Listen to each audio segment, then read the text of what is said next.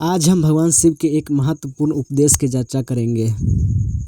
यह उपदेश उन लोगों के लिए है जो भिन्न भिन्न देवी देवताओं की पूजा करते हैं और सोचते हैं कि इसका उनके जीवन पर क्या प्रभाव पड़ेगा। भगवान शिव ने इस विषय पर एक सुंदर कथा का माध्यम से बताया कि क्या होता है जब हम अनेक देवताओं की आराधना करते हैं। नमस्कार दोस्तों, आप सभी का हमारे YouTube चैनल द बालाजी 1432 में आपका स्वागत है।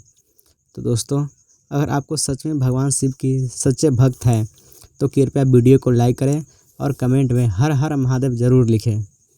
हे भगवान शिव, जो भी इस वीडियो को लाइक करेंगे, अपने मित्रों के साथ शेयर करेंगे और कमेंट में हर हर महादेव लिखेंगे, उनका जीवन खुशियों से भर दे। बहुत समय पहले की बात है। एक छोटे से गांव में भुवन नामक एक व्यक्ति रहता था। भुवन अत्यंत धार्मिक था और जीवन के हर एक क्षेत्र में देव देवताओं का कृपा प्राप्त करना चाहता था। वह हर दिन अलग अलग देवताओं की पूजा करता था। सोमवार को भगवान शिव को, मंगलवार को हनुमान जी को, बुधवार को गणेश जी को और इसी प्रकार हर दिन किसी न किसी देवता की आराधना करता था।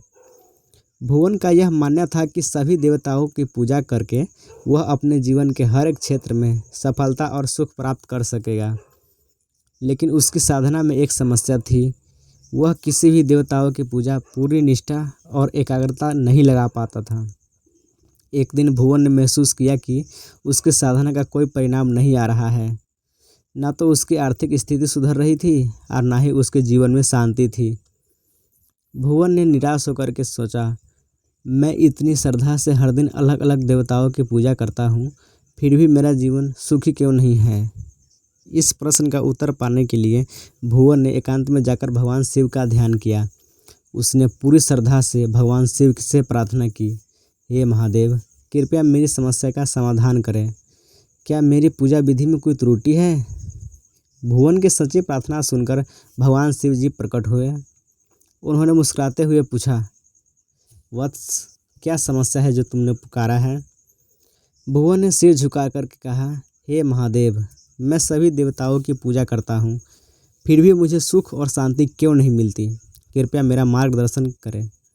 भगवान शिव ने भुवन को समझाते हुए कहा, वत्स, यह सही है कि सभी देवी देवता एक ही परमात्मा के रूप हैं, लेकिन तुमने साधना में एक बड़ी गलती की है।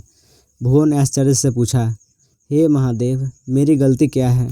भगवान शिव ने समझाया, वत्स, जब तुम भिन्न भिन्न देवताओं की पूजा करते हो लेकिन उनमें से किसी एक के प्रति पूरी निष्ठा और समर्पण नहीं रखते हैं तो तुम्हारी साधना अधूरी रह जाती है।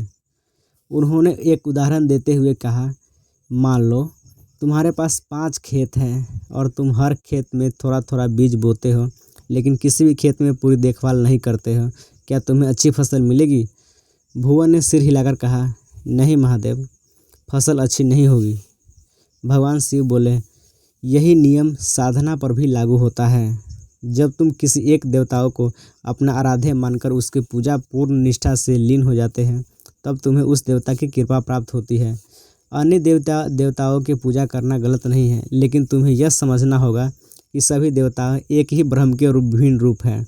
भगवान शिव ने भुवन को यह सलाह दी, वत्स, अपनी साधना को एक दिशा दो। यह समझो कि सभी देवी देवता ब्रह्म के आज हैं। जब तुम किसी एक देवता को पूर्ण समर्पण करोगे तो तुम्हें सभी देवताओं की कृपा प्राप्त होगी। भुवन ने भगवान शिव के उपदेश को समझा और निश्चय किया कि वह अपने साधना को एकाग्र करे। उसने भगवान शिव को अपना आराध्य मान करके उन्हें निष्ठा से पूरा पूजा शुरू की। कुछ ही समय उसके जीवन में सुख, शांति और समृद्धि आने लगी। यह कहानी हमेशा सिखाती है कि सभी देवताओं एक ही परमात्मा के स्वरूप हैं।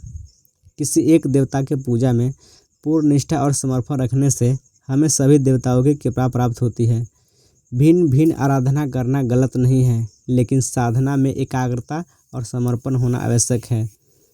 दोस्तों, भगवान शिव का यह उपदेश हमें बताता है कि भक्ति में स्थिरता और निष्ठा की कितनी महत्वपूर्ण है।